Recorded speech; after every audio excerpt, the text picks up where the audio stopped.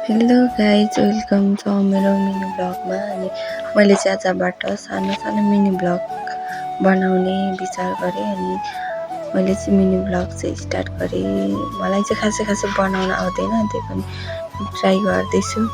के कस्तो लाग्छ हेरेर सबैजनाले लाइक, सेयर र सब्सक्राइब गरिदिनु होला। म चाहिँ कामबाटै ब्लग स्टार्ट गरेँ। अनि यता दिदी पनि हुनुहुन्थ्यो, दिदीहरूसँग सबैजनासँग सल्लाह गफ गर्दै बस्यौँ। अनि हाम्रो विभिन्न दिदी चाहिँ भाइरल भएको छु म, मेरो 2000 भ्युज आएको छ भनेर खुब हाँसिरहनु भएको थियो। अनि हामीले चाहिँ जिस्कायौँ एकछिन उहाँलाई। अनि तपाईँ भाइरल भएको मान्छे, आज तपाईँको तर्फबाट हामीलाई चाहिँ खाजा हुनुपर्छ भनेर हामीले चाहिँ जिस्कायौँ, बहिनी दिदी मैले चाहिँ। अनि उहाँले चाहिँ हुन्छ म भाइरल भइसकेको छ, अब मिडिया ल्याऊ भन्दै हुनुहुन्थ्यो। अनि हामी चाहिँ त्यतिकै जिस्किँदै बस्यौँ। अनि हामीले चाहिँ बरफ ल्याएको थियौँ, अनि बरफहरू खायौँ। अनि उहाँलाई जिस्कायो अनि सबैजनाले। अनि उहाँ चाहिँ हाँस्दै हुनुहुन्थ्यो। अनि हाम्रो चाहिँ खासै कस्टमरहरू पनि थिएन। अनि हामी चाहिँ कस्टमरहरू नहुँदा चाहिँ हामी सबैजना गफ गर्दै बस्छौँ क्या। अनि दिन काट्न पनि सजिलो हुन्छ। अनि त्यही माथि उहाँहरूले चाहिँ विभिन्न दिदीले चाहिँ म भाइरल भएको छु भन्दै गफ दिइराख्नु भएको थियो। अनि हुन्छ हामीलाई आज पार्टी चाहिन्छ भन्दै जिस्कायौँ। अनि उहाँले चाहिँ हुन्छ म दिन्छु के खाने भन्दै हुनुहुन्थ्यो।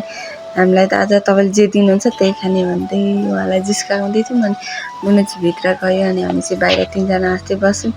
दिदीलाई चाहिँ जिस्काउँदै थियौँ मैले। अनि हामी चाहिँ बरफ खाँदै उहाँलाई जिस्काएँ। अनि जिस्काउँदै अनि हामी चाहिँ 1-2जना कस्टमरहरू पनि आइरहेको थियो। अनि हामी कस्टमरतिर गयौँ। अनि तिनजना चाहिँ मस्त बरफ खाँदै थियौँ। 1-2जना कस्टमरहरू हुनुहुन्थ्यो।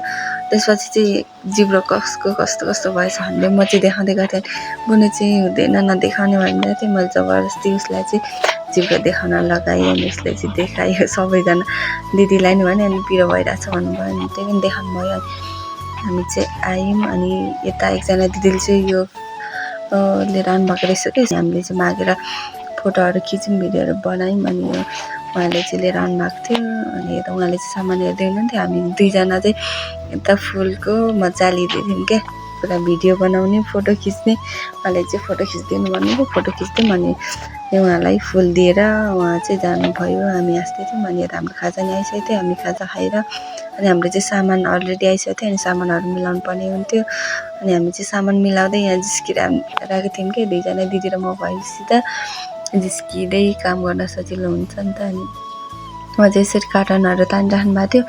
हाम्रोमा चाहिँ यस्तो नयाँ सामानहरू आइरहेको छ नि त। अनि त्यो सामानहरू राख्दै थियौँ क्या, यसरी ढाड मसाजहरू गर्ने सामानहरू आएको रहेछ। दिदी चाहिँ हाँसेको हुनुहुन्थ्यो क्या, अब त हातले दुःख गर्नु पर्दैन भन्दै थियौँ। त है भनेर हाँस्दै हुनुहुन्थ्यो। अनि यता उहाँलाई जिस्काएँ, तपाईँ त होची भनेर। अनि यता डलहरू कस्तो क्युट आइरहेको थियो। अनि यता देखाएँ, यता हाम्रो बबलवाला फ्यान आएको थियो। अनि बबलवाला फ्यानले हावा खाँदै काम गऱ्यौँ।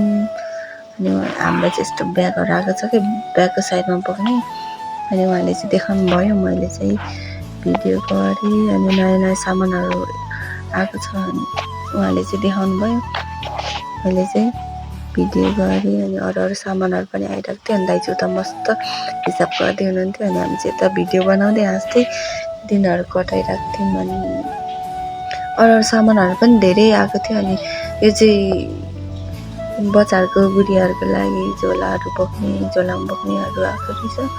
सबै सामानहरू देखायौँ। यहाँ चाहिँ अघिको बबल फ्यान हो। अनि उहाँले चाहिँ यसरी हावा खायो। अनि बहिनी चाहिँ यता लेख्दै थियो। अनि हामी चाहिँ यता 2जना मस्त गफ गर्दै थियौँ। यता हाम्रो चाहिँ जाने टाइम पनि भइसकेको थियो। अनि हामी चाहिँ घर आयौँ। अनि आउँदै म चाहिँ भिडियो गर्दै थियौँ। अनि म चाहिँ अगाडि भिडियो बनाउँदै हिँड्दै थिएँ, बहिनी चाहिँ छरेछ पछाडि।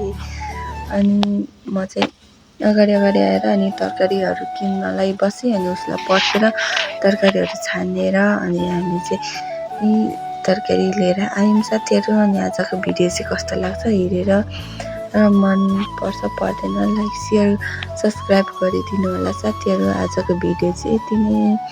हस् त, बाई बाई साथीहरू।